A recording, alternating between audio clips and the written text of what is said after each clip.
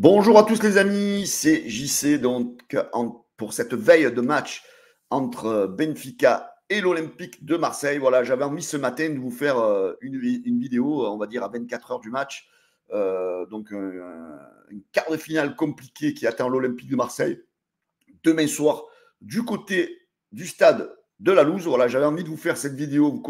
Pour ceux qui me suivent, vous savez que j'essaye d'être objectif dans mes vidéos et de vous présenter des vidéos, on va dire, les plus objectifs possibles, hein, parce que je n'ai pas envie de vous faire entendre ce que vous voulez entendre, hein, parce que c'est vrai qu'il y en a qui font des vidéos, ils vous disent que l'OM, c'est le meilleur club du monde, que nos joueurs sont les meilleurs joueurs du monde. À un moment donné, les gars, il faut être un peu juste et sérieux. Voilà, donc en quelques minutes, je vais vous présenter un petit peu ce match. Pourquoi faut-il craindre ces joueurs portugais du Benfica à Lisbonne? Allez, tout de suite, on attaque. C'est parti. Allez, l'arbitre donc sera, comme vous le savez, Michael Oliver. Donc c'est l'arbitre qui avait arbitré le match entre Marseille et le Pana en tour préliminaire de Ligue des Champions. Donc ça, c'était pas non plus extrêmement bien placé. Après, on ne va pas se cacher, bien sûr, derrière l'arbitrage. On s'en fout de l'arbitrage. Après, ça sera à nos joueurs à faire un bon match. Voilà, mais c'était juste pour vous donner l'identité de l'arbitre de demain face à Benfica. Voilà, donc que dire de cette confrontation face à Benfica? Voilà, pourquoi craindre déjà Benfica? On va dire que Benfica a déjà un ascendant psychologique sur l'Olympique de Marseille parce qu'en fait, c'est une équipe qui ne réussit pas en match officiel de Coupe d'Europe. Tout d'abord, tout a commencé en 1990 pour ceux qui ont eu la chance d'y assister. Donc la demi-finale donc face à Benfica de la Coupe d'Europe des clubs champions. Donc l'Olympique de Marseille, pour ceux comme moi qui avaient eu la chance d'assister au match aller, a gagné 2-1 au stade Vélodrome dans un match vraiment exceptionnel. C'est vrai qu'on s'était régalé dans ce match-là. Le résultat n'est pas, je veux dire, ne représente pas le match, hein, parce que l'Olympique de Marseille aurait dû normalement gagner ce match-là 4-5-1, avec les occasions que nous avons eues, les arrêts du gardien, les ballons sauvés sur les lignes, les tirs sur les poteaux. Donc l'OM au match aller aurait dû se mettre à l'abri. On a vraiment dominé de la tête et des pieds cette équipe portugaise. Malheureusement, l'OM était une équipe jeune et commençait à apprendre l'Europe.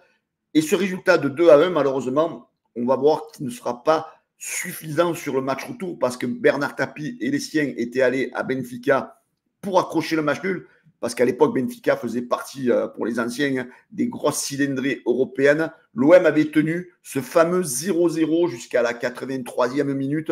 Et comme vous le savez tous, la main de Vata a fait mouche. Pardon, à l'époque, pas de VAR. S'il y avait eu la VAR, c'est sûr que le but aurait été annulé. Alors hier, j'ai vu dans la presse Vata, 34 ans après, qui disait mais non, il n'y avait pas main, le but était valable. Mais j'ai regardé à la vidéo, c'est même pas la main qui met, c'est le bras. Donc l'OM s'était fait voler à cette époque et l'OM donc s'était fait priver par un vol d'une première finale dans la Coupe d'Europe des clubs champions en 1990. Deuxième confrontation européenne avec Benfica, c'est en 2010 en Ligue Europa. Donc, où l'OM avait fait un super résultat à Benfica, l'OM avait fait 1-1, donc les espoirs étaient permis pour le match retour. Mais malheureusement, la réalité est arrivée au match retour. Benfica a renversé la situation en venant s'imposer 2-1 du côté du stade Vélodrome. Après, il y a eu des matchs amicaux, il y a eu 3 matchs amicaux, 2 à Marseille, que Marseille a perdu en 2012 0-2. En 2014, l'OM avait réussi à battre Benfica 2-1. Et en 2021, un but partout au stade de la Louse. Voilà, donc ce qu'on peut dire, voilà, quand on voit ces résultats, on voit vraiment que l'avantage psychologique est du côté du club portugais, que l'OM n'a jamais réussi à éliminer en Coupe d'Europe. Donc voilà, demain soir, il va falloir innover, essayer de renverser cette tendance. Cependant, quand on voit les résultats de Benfica cette saison à domicile, on voit quand même que Benfica est une équipe solide. Hein, Benfica n'a pas perdu de match depuis le 24 janvier. Ils se sont fait éliminer au tir au but par Estoril. Ou sinon, regardez, c'est 1, 2, 3, 4, 5, 6 victoires pour 2 matchs nuls. Donc voilà, on voit que Benfica est une équipe très solide à domicile cette saison. Benfica a marqué 37 buts en 14 matchs à domicile. Donc, ils sont sur une moyenne de 2,64 buts au Stade de la Luz. Ils encaissent aussi peu de buts, 6 buts. Ils se sont les deuxièmes à domicile en Ligue portugaise.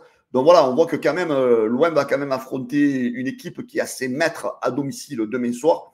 Une équipe voilà, qu'il va falloir surveiller avec des joueurs, comme je vous le disais tout à l'heure, qu'il faudra surveiller. Le 11 et la tactique qui est utilisée par l'entraîneur du Benfica, c'est souvent un 4-2-3-1, hein, voilà, donc avec des joueurs que vous connaissez, hein, les Tengsdet, les Neres, les Silva, les Di Maria, les Fiorentino, Otamendi en défense. Voilà, il y a quand même un effectif assez pléthorique, hein, on va dire, du côté de Benfica. Voilà, il va falloir faire attention. C'est une équipe qui va nous mettre la pression. C'est une équipe qui va nous accabler. Hein, quand vous voyez que Di Maria va être du côté de Quentin Merlin, donc ça fait peur. Hein, ça fait peur, les amis. Il faut être quand même assez objectif. Les joueurs à surveiller du côté de cette équipe de Benfica, c'est bien sûr Rafa. Hein, Rafa qui est un joueur très dangereux. En Ligue portugaise, il a été titulaire 27 fois sur 28. Il est à 12 buts, donc il marque beaucoup, il passe beaucoup, 11 passes décisives.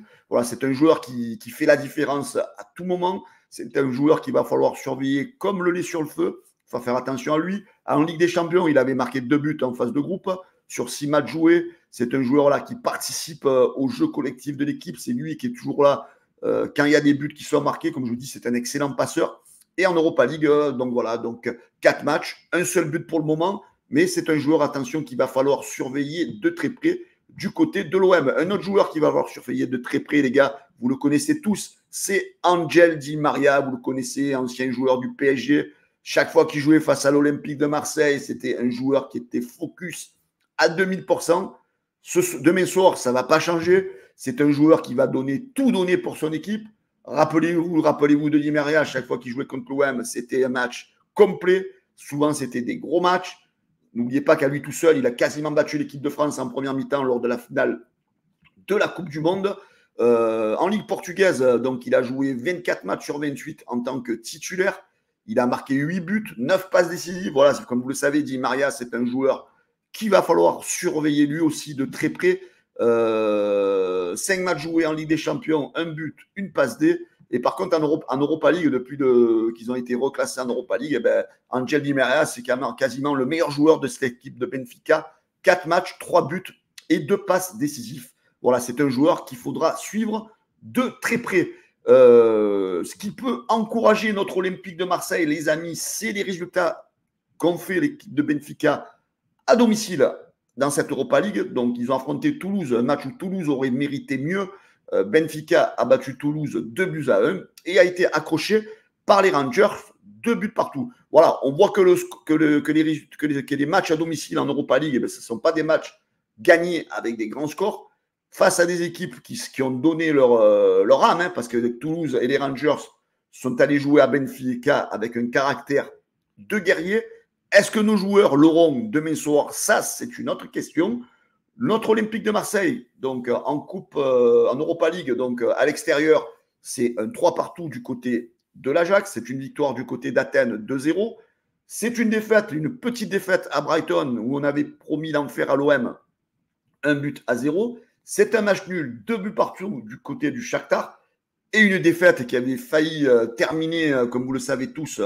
On a eu peur, hein, en gros flop, hein, parce que 3-0, on arrivait à marquer ce but qui coupe les espoirs. Mais bon, on aurait pu se faire éliminer ce soir-là.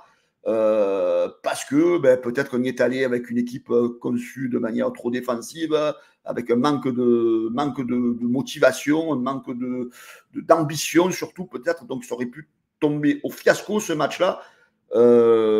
Face à cette équipe de Villarreal, l'OM avait réussi à domicile le meilleur match de sa saison, 4-0.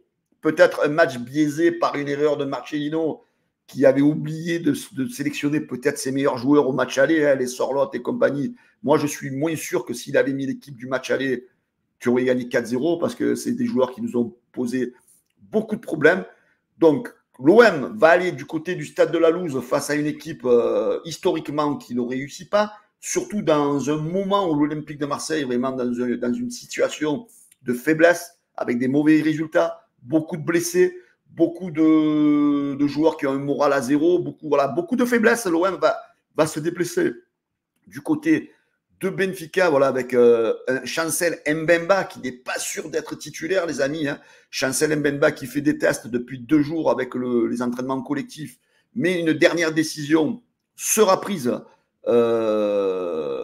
demain pour savoir s'il peut jouer ce match-là. Donc, aucun risque ne sera pris. Beaucoup de blessés du côté de l'OM. Hein.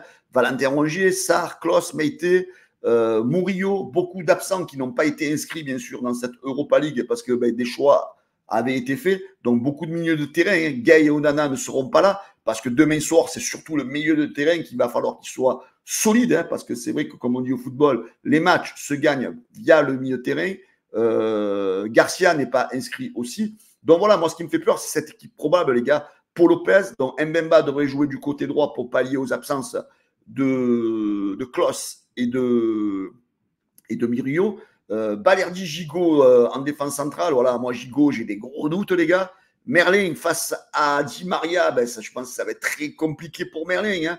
On va pas non plus accabler Merlin, mais bon, il va quand même avoir face à lui un joueur avec plein d'expérience, plein de talent.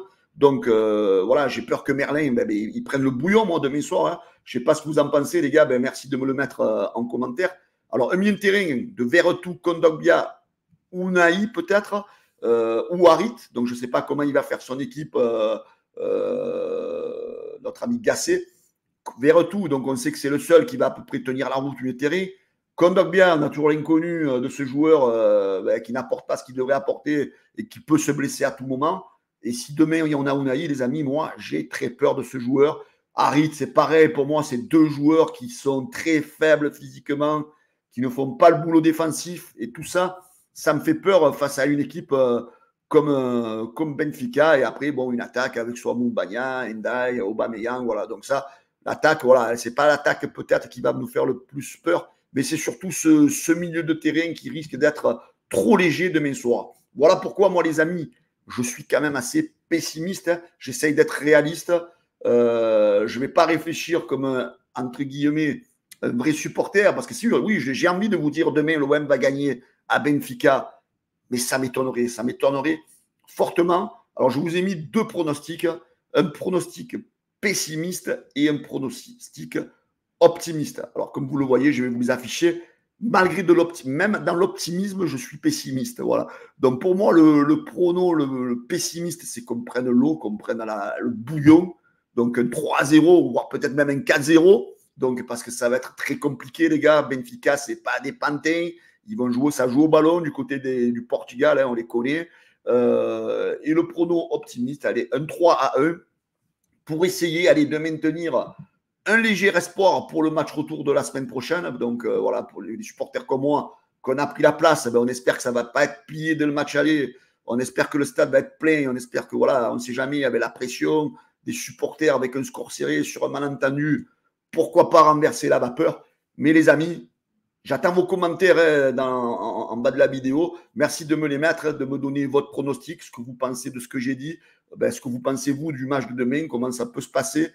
Est-ce que vous avez peur que ça tourne à la rousse là, ou est-ce que vous pensez que l'OM peut avoir ses chances? Mais je vous demande des raisonnements objectifs. Hein, voilà, des raisonnements objectifs, parce qu'on sait que l'OM n'est pas non plus dans une spirale positive là, depuis 4 matchs. Dès qu'on voit qu'on affronte des adversaires qui sont quand même d'un niveau supérieur, on voit qu'on n'y est pas, malheureusement. Voilà, les amis, merci de mettre le petit pouce bleu dans la vidéo, de vous abonner et de me donner, comme je vous disais en commentaire, vos pronos et ce que vous attendez de ce match. Voilà, les amis, bonne journée à tous. On vous donne rendez-vous demain soir pour l'avant-match et pour l'after sur le canal Olympien. Ciao, bonne journée à tous, les gars. Ciao.